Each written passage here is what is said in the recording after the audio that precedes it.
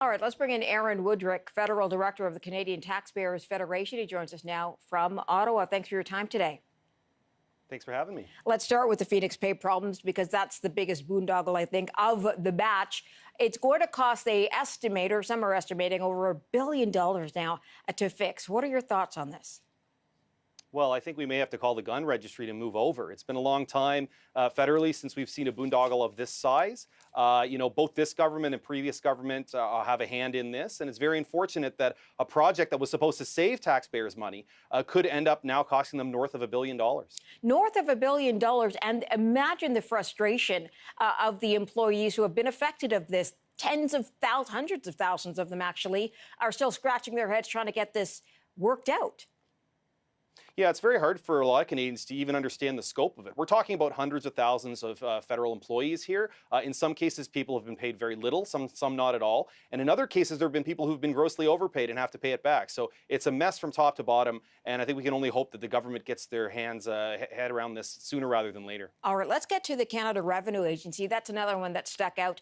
Basically, what we're hearing from the AG is that they're not answering the calls the way they should, meaning they're just not getting too many of the calls. And they're also giving bad information, wrong information to Canadians who are calling. Were you surprised by that? Yeah, look, Morella, this is a very troubling story from top to bottom. It's embarrassing for the department, and it's got to be very frustrating for Canadians who rely on the CRA to give them good information. If you're calling Revenue Canada and you can't get through half the time because they're blocking your call, and then when you do get through, you get a wrong answer 1/3 of the time. Those are not good numbers, and I think they need to take a long, hard look at what they're doing.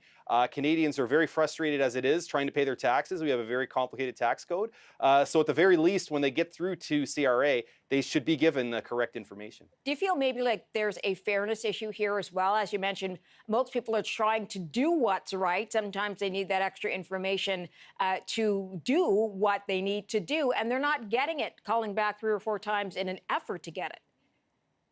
Well, absolutely. Look, people are trying to pay their taxes. They're doing their civic duty, and they can't even get the information they need to do it. I think Canadians all recognize our tax code is extremely complicated. Very few of us try to do our taxes without a professional. So at the very least, they should be able to get a straight answer in a reasonable amount of time when they call the CRA. How does your organization, Aaron, try to move this forward, or how does your organization respond to a report like this one? Well, the first thing we've long called for is simplifying the tax code. That is actually the long-term solution here. If you have a simpler tax code, it's easier to file your taxes. You have fewer queries in the first place, and there's less complicated answers that CRA has to give. In the short term, it is about resources. The CRA has actually boosted their resources over the last couple of years. So I think perhaps internally at CRA, they need to take a long look at their metrics and how they're allocating their resources so that Canadians are getting service that they deserve. They're obviously going to attempt to try and deal with this. We heard from the minister today talking about how they're putting some money into dealing with their technology. Hopefully that means their phone service. But again, it's spending money to fix the problem.